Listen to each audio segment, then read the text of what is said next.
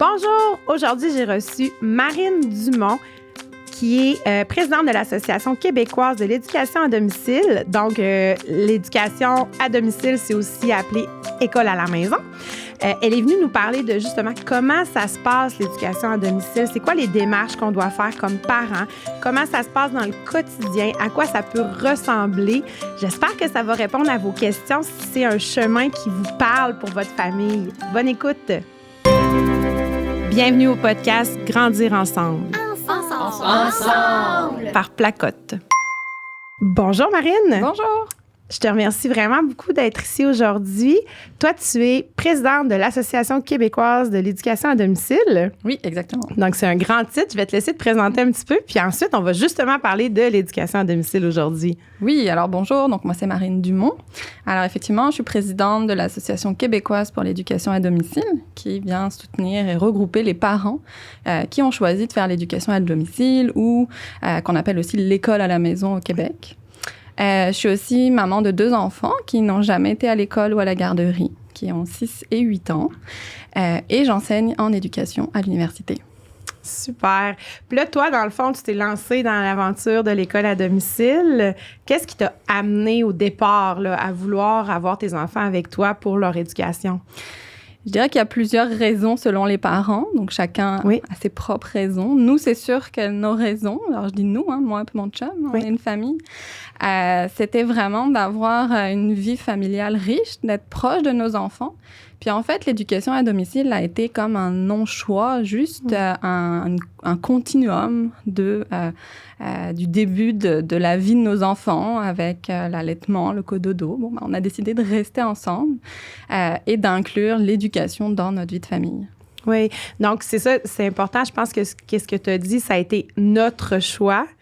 Donc, c'est sûr qu'il y a un des parents qui passe son temps à la maison, à l'éducation des enfants, demande d'autres sacrifices au niveau professionnel, par exemple, ça demande une adaptation familiale aussi. C'est pas un choix qu'on prend à la légère au départ. Ça demande de repenser le rythme familial. Moi, je suis chanceuse parce que mon conjoint travaille à temps plein, puis moi, je peux rester avec les enfants. Maintenant, en éducation à domicile, on voit toutes sortes de configurations. Alors, des fois, 2 parents à temps partiel, un parent de jour, un parent de soir, un parent saisonnier, l'autre aussi, mais pas la même saison. Oui. Donc, c'est vraiment, ça prend de la créativité. Donc, si c'est un choix qu'on veut faire, il faut réfléchir à comment le rendre réel. C'est ça, il faut bien y penser, mais ça reste possible. Absolument, ça reste possible. C'est sûr qu'aussi, en restant à la maison, on cuisine plus, on a une seule auto. Alors, vraiment, souvent, les gens pensent au point de vue financier. Il y a toutes sortes d'alternatives qu'on peut étudier. Oui, puis toi, tu as quand même gardé ton emploi comme chargé de cours, en fait que tu as quand même ton projet à toi aussi. Exact, absolument. J'ai gardé mon emploi de chargé de cours. Je fais un doctorat aussi en même temps. Puis tu t'impliques dans l'association. C'est sûr que mes enfants sont plus grands. J'ai plus d'enfants en bas âge. Oui. Mais c'est faisable. Tu sais, je prends moins de charges de cours par année que si j'avais pas d'enfants ou des enfants qui me laissaient plus de temps dans la journée. Donc, ça, tout se fait, en fait. Il faut vraiment réfléchir à où est-ce qu'on place notre priorité. Oui. Puis, dans le fond, là, tantôt, tu as dit éducation à domicile, l'école à la maison. On parle de la même chose, là, à ce moment-là. Oui. Puis, il y a plein de mots pour parler de cette pratique. Unschooling, il y a beaucoup de façons de le nommer. Oui. C'est ça. Je dirais que le plus fréquent, le plus entendu, ça va être école à la maison. Oui. Puis je dirais aussi que les parents n'aiment pas vraiment ça, école à la maison, quand on fait l'école à la maison. OK, pourquoi? Parce que déjà, on ne reste pas à la maison. L'éducation se fait dans la communauté, dans le quartier, dans la ville, dans notre groupe de soutien, dans notre famille, etc. Avec d'autres familles d'école qui font l'école à la maison, l'école à domicile. Absolument, il y a énormément de regroupements. On passe beaucoup de temps dans les musées, les centres des sciences, les expositions. Je pourrais... La liste est longue. Là. Donc, finalement, beaucoup de familles passent peu de temps à la maison. Évidemment, je parle hors temps de pandémie, évidemment. Oui. Puis, on ne reproduit pas forcément l'école au sens d'un modèle éducatif scolaire. On peut tout à fait, puis certaines familles en font le choix, de s'asseoir à la table de la cuisine, comme 2-3 heures à chaque matin. Ou on peut apprendre dans la vie de tous les jours, donc avec des jeux de société, des projets éducatifs, etc. Oui, c'est intéressant, ça, de voir que il y a la possibilité de faire l'éducation à domicile, mais à notre couleur, finalement. Oui, et puis je pense que c'est important de reproduire quelque chose comme à l'école, par exemple, qui est fait ailleurs, mais qui ne fait pas de sens, qui ne résonne pas avec notre famille. Alors, c'est placer beaucoup de pression sur le dos des parents. Donc, on est mieux de créer notre contexte éducatif à notre image. Ça, je trouve ça merveilleux. Sauf que là, ça m'apporte une question. Ça m'amène à une question. Au niveau de la législation, comment ça fonctionne? Parce que là, si chaque parent peut apporter sa couleur, peut décider, par exemple, de ne pas du tout faire vraiment d'école assis à la table, comment tout ça est réglementé? C'est quoi les démarches qui nous amènent à être légal dans notre façon de faire à la maison, là? En fait, je pense que pour partir de la base, au Québec, un enfant entre 6 et 16 ans doit fréquenter une école. Oui. Donc là, on parle de fréquentation scolaire obligatoire. Oui. Quand on fait le choix de l'éducation à domicile, alors on va aller chercher une exemption de cette fréquentation scolaire. Puis pour maintenir cette exemption-là, il va falloir remplir un certain nombre d'étapes à chaque année. Qui vont commencer, en fait, par la première, c'est juste un avis au ministère de l'Éducation en disant « je prends, mes enfants restent à la maison, c'est mon droit, je prends ce droit-là ». Suite à ça, on va avoir un certain nombre de jours, on va avoir 30 jours pour fournir un projet d'apprentissage. Okay. Donc, dans chacune des matières qui sont visées par le ministère de l'Éducation, donc français, anglais, mathématiques, univers social et sciences, et ben, il va falloir décrire, voilà les ressources que je vais utiliser. Okay. Voilà les activités éducatives que je pense mettre en place. C'est là qu'on ajoute les visites au musée, par exemple. Absolument. On peut les noter dans ce projet-là. Absolument. En univers social, c'est parfait, les visites au musée. Oui. Très concret, c'est très représentatif, surtout stimulant pour les enfants. Mm-hmm. Puis pour chacune des matières, le parent va devoir prendre connaissance des objectifs du programme de formation de l'École québécoise. Oui. Donc ça, c'est le programme qui est enseigné dans les écoles. Oui. Donc, il y a des objectifs dans ce programme-là. Le parent doit avoir conscience de ces objectifs-là et son projet d'apprentissage doit lui permettre d'accompagner son enfant en progressant vers ces objectifs-là. Vers l'atteinte de ces objectifs. Vers l'atteinte de ces objectifs-là, donc le développement des compétences qui sont prévues. C'est ça. Donc, les parents n'ont pas le choix d'y aller avec le programme, mais à partir de là, après, ils ont tous les choix qu'ils veulent pour la formation de leurs enfants. Exactement. Le programme ne prescrit pas de pédagogie précise, de manière d'enseigner. On a des familles qui s'inspirent de Montessori, Waldorf, Steiner, etc. L'enseignement par le jeu, par le thème, et il y en a, il y en a autant qu'il y a de familles. Exact. Mais toutes ces pédagogies-là peuvent être mises en place de façon à viser des objectifs communs. OK, c'est ça. Donc, chaque parent met sa couleur, chaque famille décide de comment il arrange sa journée, finalement, mais on doit remettre un plan. Un plan en début d'année. En début d'année. Puis ça, c'est renouvelé à chaque année, j'imagine? À chaque début d'année. OK. C'est sûr que nous, on aime mieux parler de projet. Oui, parce qu'un projet, ça se modifie, ça évolue dans le temps. Est-ce qu'on peut modifier en cours d'année, ce projet-là? OK. Tout peut être modifié. OK. Puis, ça peut être, d'un coup, on a une opportunité, puis il y a telle maman dans notre groupe de soutien qui est bien bonne en anglais, puis qui va donner des cours d'anglais à nos enfants. Wow. C'est bien le fun. Puis on n'avait pas prévu ça au début d'année. Ben, c'est pas grave, on va l'ajouter. OK. Ou mon enfant qui tripait sur les trains au mois de septembre, là, puis rendu au mois de janvier, ça fonctionne les plus, vaisseaux spatiaux. C'est ça. Mes activités, mes projets divers et variés là, vont changer. Fait que je vais modifier mon projet. Puis en modifiant le projet, j'imagine qu'il faut l'approbation de quelqu'un ou pas nécessairement? Il n'est pas vraiment question d'approbation, mais il faut plus que, finalement, quand chaque famille s'inscrit au ministère de l'Éducation, la famille va être jumelée avec un chargé de suivi. OK. Puis le rôle de ce chargé de suivi-là, ça va être d'assurer que les documents que la famille soumet sont conformes à ce qui est attendu sur le plan législatif. Donc, la famille peut choisir d'aller chercher du soutien, si c'est faisable, auprès de cette personne, ou peut juste soumettre ses documents pour s'assurer en fait que son enfant reçoit une éducation appropriée. Oui, c'est ça. Ce projet d'apprentissage va être suivi par d'autres étapes dans l'année. OK, c'est ça. Il y a des suivis avec la personne ressource, finalement. Exactement. OK, pour s'assurer que ça continue, que l'enfant continue à progresser. Comme je disais, on parle d'un projet. Fait que rendu à la mi-année, là, on va aller dire concrètement. On va faire un état de situation, on va rapporter. Mais voilà les activités, quelques-unes. Oui, on ne peut pas tout dire. On peut pas tout dire. Voilà quelques-unes des activités issues de mon projet ou qui ont changé. Mais voilà comment je repère que mon enfant développe ses ses compétences. Et le parent fait aussi 2 bilans à la mi-année, à la fin d'année, où il va aller expliquer en quoi l'enfant a progressé. Donc, on parle vraiment de bilan de progression. Donc là, on parle pas de notes du tout, là. Là, c'est pas des notes que le parent va noter son enfant, c'est vraiment une progression. On parle d'une progression qui est qualitative. On va décrire, voilà ce que j'observe. Voilà, puis je peux prendre un exemple très facile en début de primaire. Tu sais, voilà, mon petit coco, il lisait des mots. Puis là, il est rendu, il lit des paragraphes. C'est que j'observe une progression. Donc, c'est vraiment de démontrer la progression. OK. Puis au niveau des apprentissages comme tels, il y a des examens du ministère à un moment donné dans le parcours scolaire. Est-ce que ces examens-là sont obligatoires pour les élèves qui font l'école à la maison, pour les enfants? Alors, ils le deviennent cette année. OK, c'est nouveau. En 2021-2022, c'est nouveau. Les examens du ministère vont être obligatoires pour les enfants qui ne vont pas à l'école. Donc, les examens du ministère, il y en a en fin de cycle, 4e, 6e année, secondaire 2, puis 4 et 5. Oui, parce qu'il y a des gens qui continuent même au secondaire, l'éducation à domicile. C'est ça. Primaire, secondaire. C'est ça, OK. Donc, ces examens vont devenir obligatoires. Alors, je ne cacherai pas que c'est un certain stress pour les familles. C'est ça que j'allais dire, parce que souvent, puis moi, comme je t'ai dit quand on s'est rencontrés tantôt, j'ai considéré l'école à domicile pour mes enfants. Finalement, pour plein de raisons, c'était pas approprié pour ma famille à ce moment-là.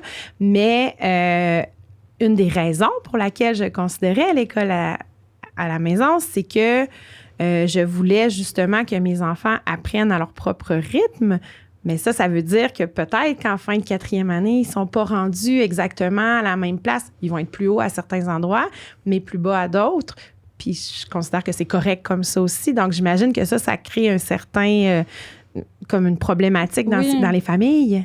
C'est un des principaux argument, finalement, qui est avancé par les familles, de suivre le rythme de son enfant. Alors, c'est sûr que l'imposition d'examens standardisés et notés crée un décalage dans une perspective d'éducation alternative.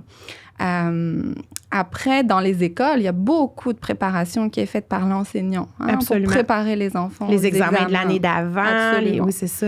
Il y a beaucoup de flou et d'incertitude autour de cette nouvelle obligation. Ce qu'il faut se rappeler pour conserver l'intérêt de l'éducation à domicile, c'est qu'un enfant peut échouer un examen, puis ça peut être juste une photo à un instant T, puis il n'était pas prêt. Je veux dire, ça n'implique pas la suite du parcours. Évidemment, ce n'est pas le cas en secondaire 4 et 5, puisque là, on est dans une question d'obtenir la sanction des études puis un diplôme. Mais avant ça, c'est une étape parmi une autre. Ça ne va pas qualifier notre enfant. C'est ça. Donc, puis effectivement, dans le fond, un enfant qui, par exemple, fin 4e année, fait l'examen en mathématiques, par exemple, échoue parce que c'était pas du tout ça qui a été travaillé pendant l'année. La façon de faire, c'est souvent la façon de faire plus que la matière, j'imagine, qui cause problème aussi. Les enfants doivent pas être trop habitués papier-crayon avec... C'est pour ça qu'on pratique à l'école, en fait. Exact. C'est tout un environnement autour du contenu. C'est ça. En 4e année, il n'y a pas de mathématiques. C'est français, c'est juste français, c'est ça. En 6e année, par exemple, il y a mathématiques et français. En fait, ça crée des enjeux autres que juste apprendre le contenu. Je pense pas qu'on ait un problème de contenu, très honnêtement. Mais ça pourrait être... Moi, je vois ma fille, par exemple, qui aurait comme pas l'idée de mettre son nom sur la feuille. On part de là. Donc, c'est sûr que c'est une autre forme d'apprentissage. Puis, il faut inclure ça. En tout cas, penser que ça s'en vient à un certain point. C'est ça. Mais ça n'empêche pas l'enfant de continuer à progresser l'année suivante, même s'il a échoué ces examens-là. Puis, au niveau du gouvernement, au niveau du ministère, comment ça fonctionne? Un enfant, par exemple, à l'école à la maison qui va échouer ces examens-là, y a-t-il quelque chose qui va se passer? C'est pas très clair. OK, c'est pas encore... c'est bon, comme beaucoup de choses en éducation. Avec l'expérience. Oui, OK. Ça va être la première expérience cette année. Donc, on verra. On verra comment ça va se passer. C'est sûr que ça cause du stress pour les familles. Absolument. Puis des enfants qui sont beaucoup avec leurs parents. Fait que le stress rejaillit un petit peu sur les enfants. Fait que c'est sûr que c'est pas une situation idéale. C'est ça. Mais ça n'empêche pas qu'on a quand même toute la latitude et la beauté de pouvoir suivre le rythme de nos enfants. Exact. Puis, ça m'amène à la fin du secondaire. Un enfant, par exemple, qui aura fait tout son parcours à domicile, à la fin du secondaire, il doit réussir les examens finaux. Il doit les passer. C'est ça. Il n'y a pas d'obligation de réussite, dans le sens qu'un enfant qui va à l'école, il peut échouer ses examens, puis échouer son diplôme. Puis, je veux dire, c'est ça, mais il n'aura pas son diplôme à ce moment-là. C'est ça. Non. Donc, pour l'obtention du diplôme, il faut que ces examens-là finaux soient réussis.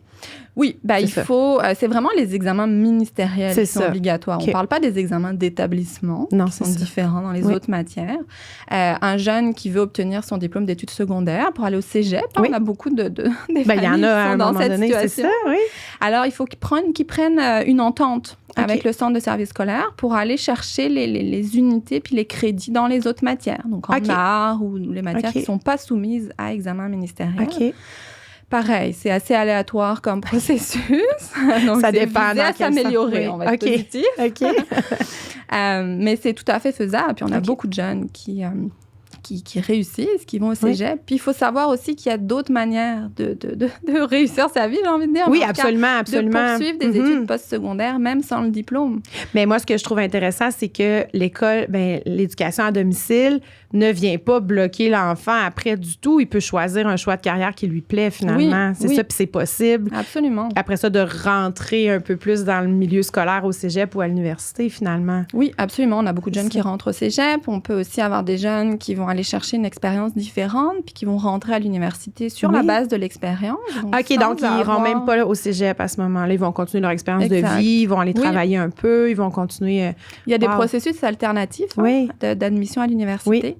Puis je dirais que généralement, les jeunes qui ont fait l'éducation à domicile, ils ont beaucoup cette autonomie d'apprendre l'amour, l'apprentissage. OK, si je vais chercher un diplôme, je le sais pourquoi je vais le chercher. C'est pas parce que tout le monde le fait. Je le fais parce que je veux aller au cégep. Il y a un objectif après. Exactement. Donc, c'est pas la même saveur. C'est pas le même intérêt qu'on donne pour aller chercher ce genre d'étapes obligatoires. Puis des fois un peu plates. Là, c'est ça. Mais si on veut une carrière dans un domaine qui, des fois, nécessite un diplôme universitaire, il faut savoir où on se dirige, finalement. Absolument. Puis on a des jeunes qui ont une carrière, en fait, avant l'âge adulte, parce qu'ils ont eu ce temps-là de développer une passion. Donc, on a des jeunes, même sans diplôme, mais qui sont embauchés comme des professionnels, puis qui vont peut-être le chercher plus tard. Donc, c'est une autre manière de voir les choses. Ça prend... beaucoup de confiance envers nos enfants, envers le fait qu'on fait ce choix-là. Envers nous comme parents. C'est comme se lancer un peu dans le vide, dans quelque chose qui est complètement différent.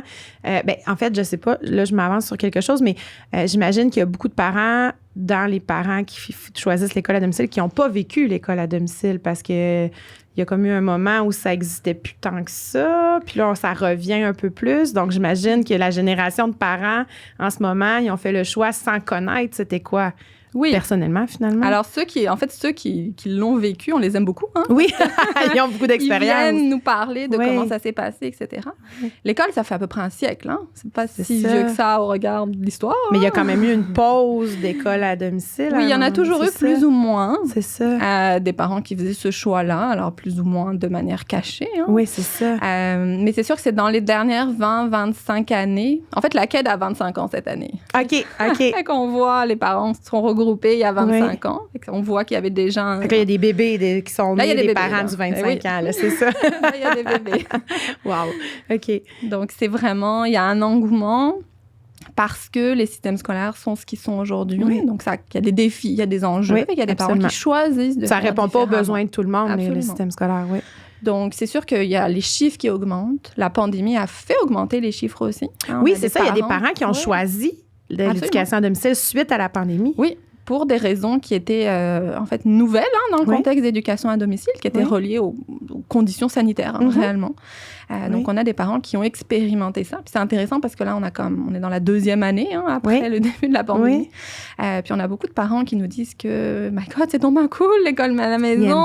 Puis mon enfant apprend mieux. Puis il avait des défis. Puis je suis capable de l'accompagner de 1 à 1. On peut pas battre ça, ce 1 à 1 dans le système. Absolument.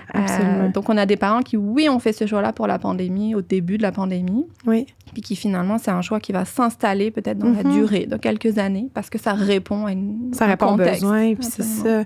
Puis on a aussi beaucoup ralenti pendant la pandémie. Il n'y avait plus de cours, il n'y avait plus de... Puis il y en a qui ont pris goût à ce... Comme tantôt, tu disais, là, moi, mes enfants, ils dorment encore à cette heure-là. Puis tu sais... Ça, on l'a vécu pendant les confinements qu'il y a eu. Nos enfants, justement, ils se levaient, ils avaient leur propre rythme, dodo, jeu et tout ça. Puis effectivement, il y a des familles pour qui ça a été un déclic de se dire « Hey, on pourrait garder ce rythme-là. » Un rythme plus lent. Oui, même en éducation à domicile. Oui. On n'est pas obligé d'aller au musée à chaque jour. Ben non, c'est ça. Puis si on a un enfant malade, mon Dieu, que ça facilite les choses. Oui. C'est ça. Puis je trouve que c'est certains parents qui voient ça comme un mode de vie. Oui. C'est-à-dire que mes enfants ont plus le temps de se lever plus tard le matin, ils sont moins malades. On est moins à la course. On est moins dépêche-toi. Ça doit pas se dire souvent chez les parents qui sont à domicile. Là. Ben, on s'oublie. Ben oui, comme n'importe quelle famille. Mais je veux dire, il y a moins de routine à chaque jour on a une heure à respecter tout le temps, il faut y aller, c'est ça. Oui. Il y a plus de flexibilité, il y a plus de souplesse. Exact. Mais c'est ça. Mais moi, je trouve ça vraiment bien parce que moi, je l'ai expérimenté. Mes enfants ne sont pas retournés à l'école là, dans le premier confinement. Je les ai vraiment gardés jusqu'en septembre suivant. Mais moi, je suis enseignante. Donc là, j'avais une tonne d'activités, puis on est vraiment allé par le jeu à ce moment-là. Je dois avouer que j'y ai pris goût. Mais comme je te disais tantôt, en tout cas, pour plein de raisons, mes enfants sont retournés à l'école. Mais moi, de voir justement cette l'attitude-là de pouvoir sortir au musée quand il n'y a pas plein de monde la fin de semaine. C'est parce que ça, c'est un enjeu aussi. On va pas au musée à la semaine de relâche, par exemple. C'est ça, la semaine de relâche, probablement que vous restez plus à la maison, hein? Exactement. C'est ça. C'est comme l'inverse des familles qui sont à l'école. Mais ça, je trouve ça le fun parce que moi, quand j'ai mes plus jeunes, en fait, mes 4 enfants sont pas allés à la garderie. Ils ont fréquenté 1 ou 2 journées semaine, une halte garderie, là, pour me permettre d'aller faire des commissions sans avoir 4 enfants qui suivent, là. Mais moi, j'adorais ça. Aller justement à la bibliothèque quand il n'y a personne, au musée quand il n'y a pas trop de monde, au cinéma, tu sais. Puis là, je vois le rythme scolaire, puis qu'on est obligé d'y aller quand il y a tout le monde. Oui. C'est une autre réalité, là. C'est une autre réalité. Puis même pour les parents un petit peu inquiets ou anxieux en se disant, tu sais, je veux quand même faire comme à l'école, tu sais, au cas où mon enfant retourne à l'école. Ce qu'on dit à nos nouveaux membres, en fait, c'est que pour faire exactement ce que les enfants font à l'école, au primaire, on va dire, ça prend 1 heure ou 2 heures par jour. Exact. Ça en laisse du temps pour faire d'autres choses. Ça peut être des activités de sport. Je parlais tantôt des groupes de soutien. Oui. Il y a la question de la socialisation, hein, j'imagine. Absolument. Surtout quand plus nos enfants vieillissent. Quand ils sont tout petits, ça va, surtout quand il y a de la fratrie. Mais plus ils vieillissent, puis on le voit, là, les enfants plus vieux, ils demandent d'aller voir leurs amis. Oui. Ils veulent aller rejoindre des enfants de leur âge aussi. Mais ça, là, ce que je comprends depuis tantôt, là, vers où on s'en va, c'est qu'il y a vraiment un regroupement. Là. Il y a un gros regroupement parce qu'on est de plus en plus de familles. Oui. Alors, c'est facile de se regrouper. Nous, c'est un des premiers conseils qu'on donne aux parents. Vous êtes dans telle région, vous vous informez. Il y a des représentantes régionales de la CAID. Oui. Allez chercher votre groupe de soutien local. Voyez quels jours ils se réunissent, quelles activités sont organisées. Et c'est important pour les enfants d'être amis, pas juste d'avoir des connaissances, d'être amis avec d'autres enfants qui vivent la même chose qu'eux. Et c'est important pour les parents. Ben oui, parce qu'être à la maison, des vécus, des ressources, des conseils. Oui. Parce que c'est quand même marginal comme choix. C'est comme 1% des enfants. Juste une oreille qui nous écoute puis qui connaît notre réalité. Juste déposer, des fois, fait du bien. Des familles qui ont peut-être plus d'années d'expérience et qui ont vécu les difficultés du début. Puis qui vont juste taper sur l'épaule en disant « C'est correct ». C'est normal. Lâche prise, puis ça va se placer. Puis...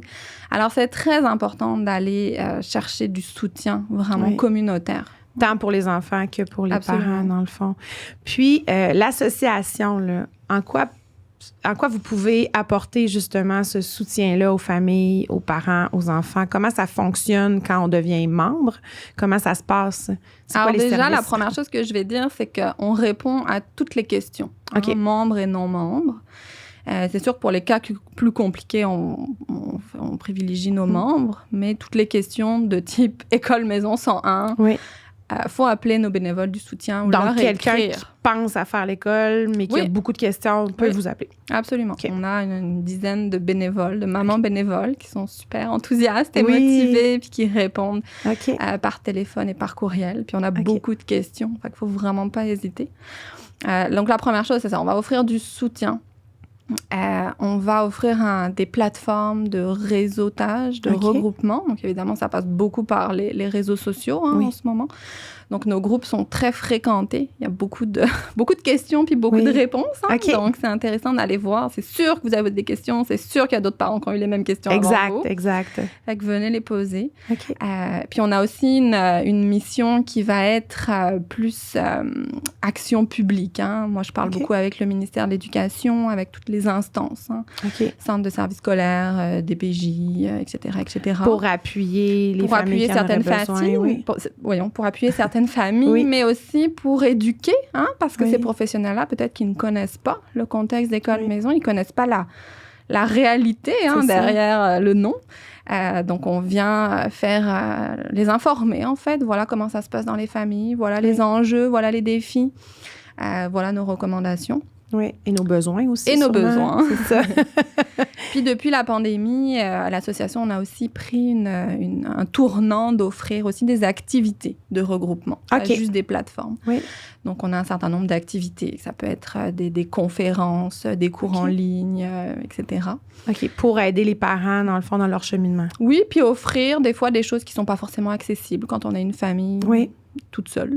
Oui, c'est ça, quand on n'a pas on n'y pense pas forcément. On a beaucoup de parents, on a des conférences l'année dernière avec l'Astrolabe. Bon, on ne pense pas forcément à aller chercher ça pour nos enfants. Ben non. Mais là, on regroupe une trentaine de familles, puis on a accès à ces conférences-là. Donc, on fait cet intermédiaire-là pour offrir de l'enrichissement éducatif. Donc, vous êtes vraiment là pour soutenir les familles dans toutes les sphères de l'école en ligne. Oui. En ligne. À la maison. Des formations.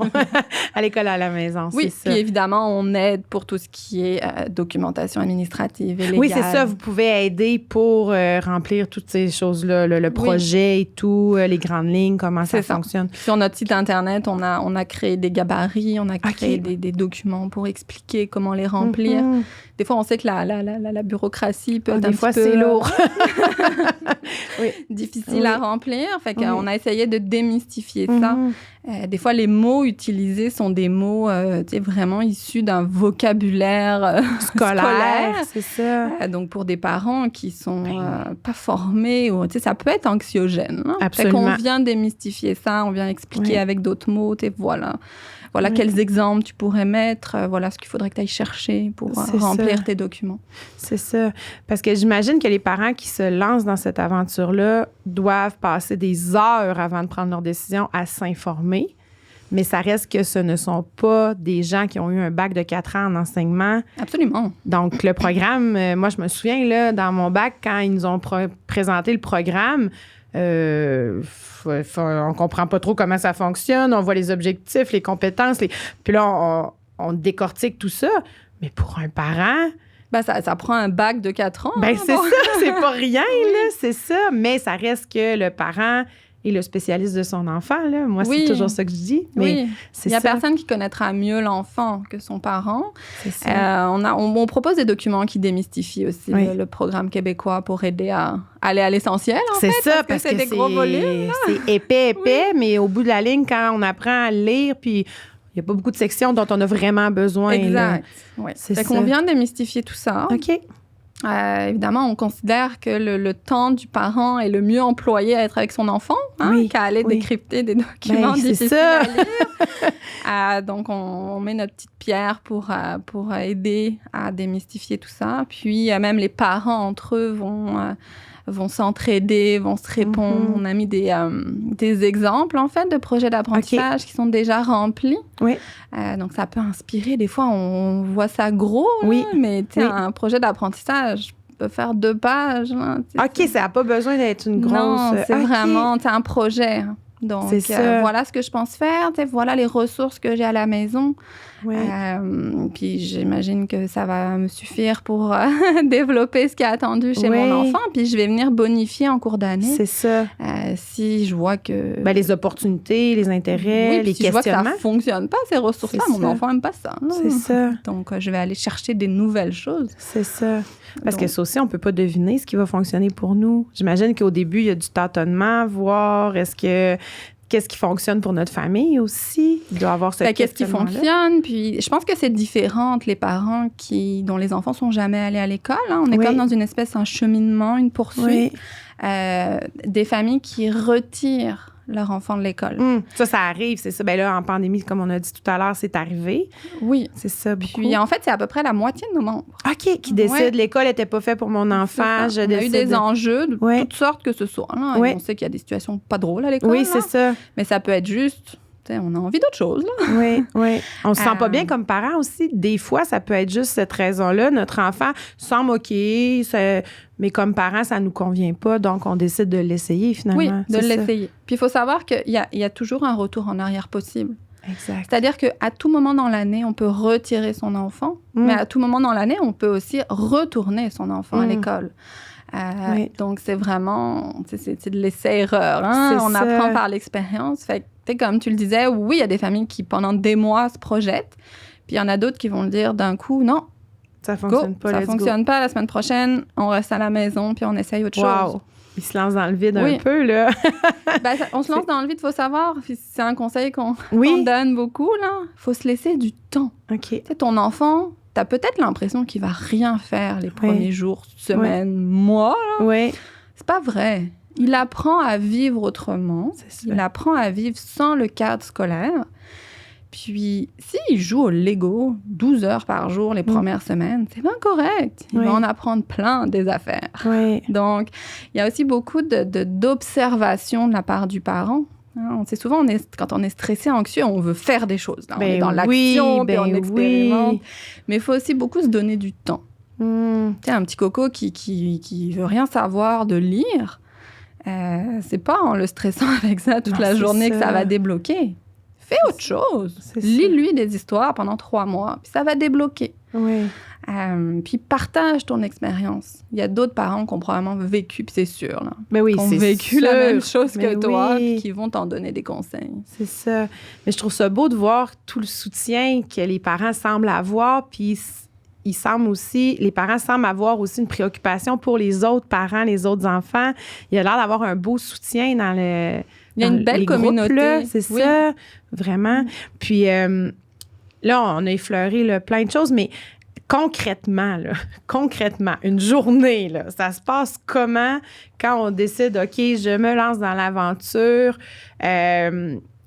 Tu m'as dit, tu t'as dit tantôt, on n'est pas réellement à la maison, finalement. On est plus souvent partis faire nos choses.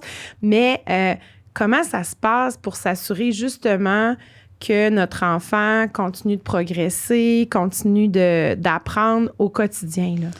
Alors déjà, il n'y a pas de journée type, hein? Oui, c'est ça. Même dans une même famille, moi, je serais comme pas capable de dire une journée type. Ça dépend de l'ambiance, de l'humeur de la température extérieure, c'est ça. OK. Puis ça dépend de la saison. En été, on va beaucoup plus dehors. Oui. Alors, il y a certaines familles qui vont se donner une routine. Ça va rassurer certains parents, certains enfants. Il y a d'autres familles où la routine va être plus réglée sur les activités des enfants.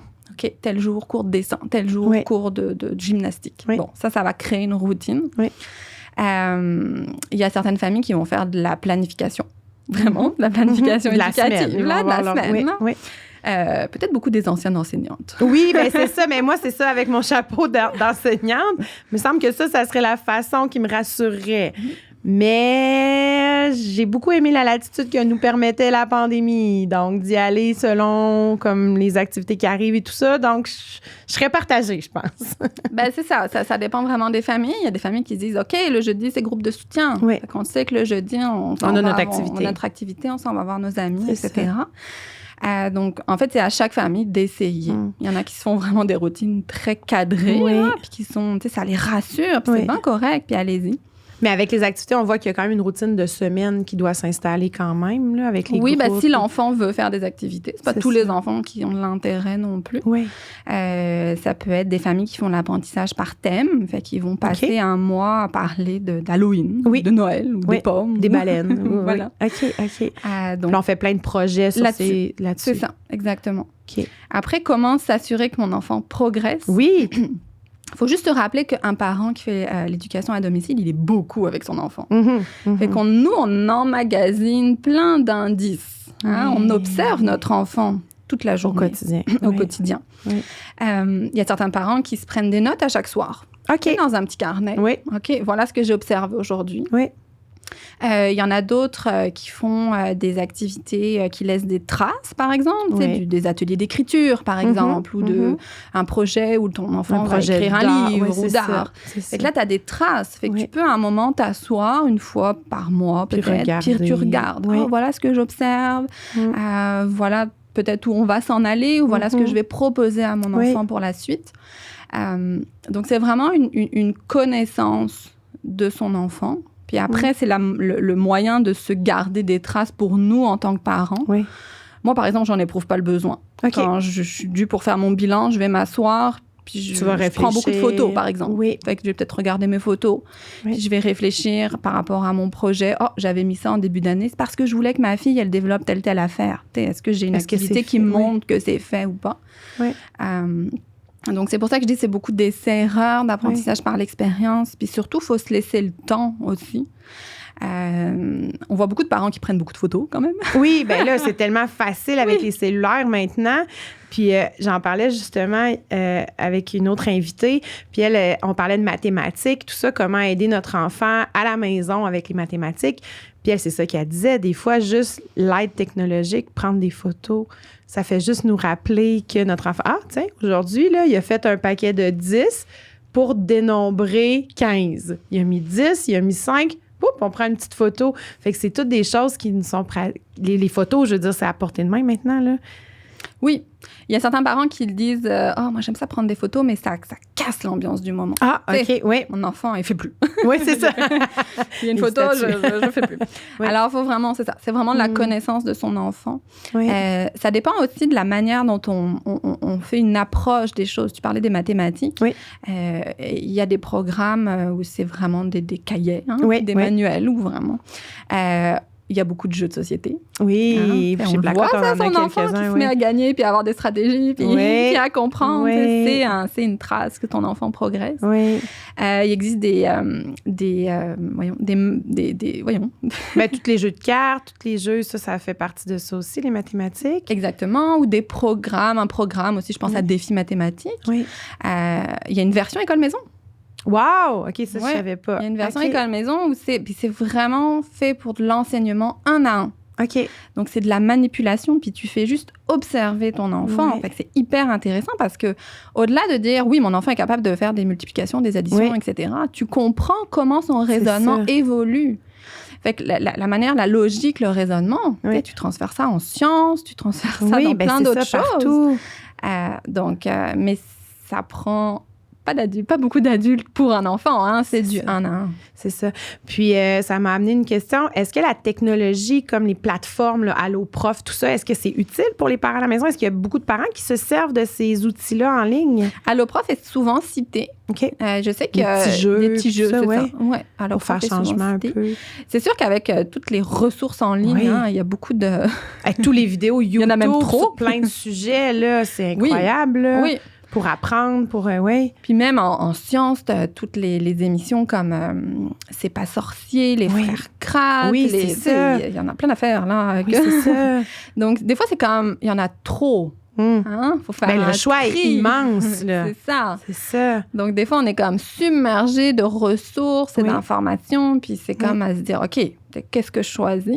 Oui. Fait que ce qui est intéressant, c'est de retourner à l'intérêt de son enfant. Qu'est-ce que tu aimes faire? On sait que la motivation avec l'apprentissage, c'est un facteur facilitant. Oui. Donc, qu'est-ce que tu aimes faire? Qu'est-ce que tu as le goût de faire? Qu'est-ce que tu as le goût d'apprendre? Qu'est-ce que tu as le goût d'explorer comme sujet?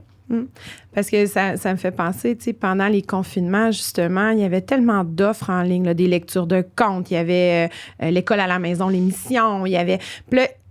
Là, moi, la première semaine, je me suis lancée dans tout ça. Puis là, à un moment donné, j'ai dit non, là, c'est trop. Mais c'est un peu la même réalité que les parents vivent, j'imagine. Au début, ils doivent vouloir profiter de toutes les ressources. Puis à un moment donné, on se rend compte que... C'est trop, puis on submerge les enfants aussi. Ça. Fait que l'idée de suivre le rythme de l'enfant, c'est d'accepter que des fois, il se passe pas grand-chose. C'est ça. Parce que c'est des choses qu'on ne voit pas. pas qu'il se passe rien, mais on ne les voit pas. Puis peut-être que notre enfant se développe sur son estime de soi, sur autre chose, qui n'est pas forcément observable ou mesurable. Qui n'est pas noté dans le programme scolaire non plus. Absolument. C'est ça. Oui. Il apprend à être un être humain, oui. finalement. Mais il y a énormément de ressources en ligne. Oui. Il y a un phénomène parce qu'il y a un engouement de l'école à la maison. Donc, il y a plein de compagnies qui émergent. On va vous aider, on va vous faire des cours en ligne, on va vous aider pour les documents, etc., etc. C'est normal, c'est le contexte qui donne ça. Oui. Nous, c'est sûr qu'à l'ACAD, on essaie de parler beaucoup avec ces gens-là pour s'assurer puis voir, comprenez-vous qu'est-ce que c'est que l'éducation à domicile, le contexte, la situation au Québec? Avez-vous bien pris en compte les besoins des parents? Donc, quelquefois, on recommande, ou en tout cas, on parle de certaines ressources. Mais je pense qu'il faut aussi se faire confiance en tant que parent. Puis, c'est pas évident quand on retire son enfant de l'école parce que ça veut dire qu'on avait accepté de déléguer comme 100% de la responsabilité sur le plan éducatif, académique, à quelqu'un d'autre que soi. Fait que c'est se réapproprier cette responsabilité-là. On ne devient pas enseignant. Non, c'est ça. L'école à la maison. C'est pas le but. C'est pas le but. C'est pas le but du tout. On devient un parent éducateur. C'est ça. On va accompagner nos enfants dans leurs apprentissages. Mais moi, mes enfants sont pas rendus en secondaire. Mais il y a des choses en secondaire. Je veux dire, il va falloir que je réapprenne avec eux. Là. Bien, absolument. Même 6e année, des fois, on est limite. Mais ça, dans le fond, est-ce qu'il y a des enfants, des fois, qui, rendus à une certaine étape de leur cheminement personnel, disent « Moi, je veux aller à l'école ». Des fois, ça doit venir de l'enfant. Oui, à l'adolescence, des fois. Oui. Il y a, en fait, dans les chiffres, ce que disent les chiffres, il y a à peu près 2/3 au primaire, 1/3 au secondaire. OK. Fait qu'il y a comme une petite vague, là, au début du secondaire. Des fois, c'est juste de connaître l'expérience de l'école. Vivre, on le voit des fois dans des séries puis des films, puis on est curieux. Là, il n'y a pas personne qui fait l'éducation à domicile dans les séries. Là. On voit pratiquement pas ça, en tout cas. Mais puis les adolescents ont un besoin social aussi qui va élevé. Ça devient central, là, le développement social. Alors, comme il y en a moins, 1/3 au secondaire, des fois, c'est comme, OK, il faut s'en trouver des amis qui vivent la même chose. Fait que des fois, un retour pour essayer ou pour plein de raisons. Mais oui, il y a des enfants qui demandent. Il y a des enfants qui demandent plus tôt. Oui. Moi, je demande chaque année à mes enfants. Qu'est-ce que tu choisis? Oui. Aimerais-tu essayer d'aller à l'école? Oui. Pour l'instant, j'ai juste eu des noms. C'est correct. C'est parfait. Donc, si je résume là, tout ce qu'on vient de dire, c'est d'y aller en se respectant nous comme parents, puis on ne veut pas devenir des pédagogues, on ne veut pas devenir des enseignants, on reste le parent, puis de respecter notre enfant aussi dans tout ce cheminement-là. Oui, puis je pense que c'est se donner du temps. Se donner du temps, oui, tu l'as répété souvent, ça. Il faut se donner du temps parce que, tu sais, c'est un rythme différent, c'est un rythme familial différent. Il faut apprendre. Faut apprendre. C'est ça. Puis, tu sais, c'est peut-être difficile à dire, mais il faut apprendre à vivre avec ses enfants comme. Ben c'est pas évident. D'heures. Ben oui, c'est ça. On l'a vu, là, pendant les confinements où les parents qui recommençaient à travailler à la maison, là, des fois, les conjointes avaient besoin d'espace aussi. Oui. C'est la même chose avec nos enfants. Hein? Exactement. Oui. Alors, il faut se donner du temps. Tu sais, il existe des petits des centres d'apprentissage ou des structures où l'enfant peut peut-être aller une journée par semaine, histoire que tout le monde respire de son côté. C'est ça. Donc, il ne faut pas hésiter à ça. Il ne faut pas prendre ça comme tout gris ou... Il y a de la latitude. Il y a de la latitude, oui. Bien, Marine, écoute, merci. Ça me fait plaisir. Moi, j'ai beaucoup appris aujourd'hui, même si je m'étais renseignée par le passé. J'espère que les parents qui pensent, qui veulent s'intéresser à l'éducation à domicile vont avoir appris, puis vont aussi se lancer dans les démarches plus envers l'association, aussi peut-être poser leurs questions. Oui, ben déjà, rien que commencer par poser les questions, ça peut rassurer, puis ça peut se dire « Ah, c'est pour moi. Ah non, je pense qu'on va attendre un petit peu. » C'est ça. Donc, j'espère que les gens vont aller vers vous et poser les questions qu'ils ont en tête pour peut-être éventuellement joindre l'association. Oui, absolument. Je te remercie beaucoup. Ça me fait plaisir. Merci.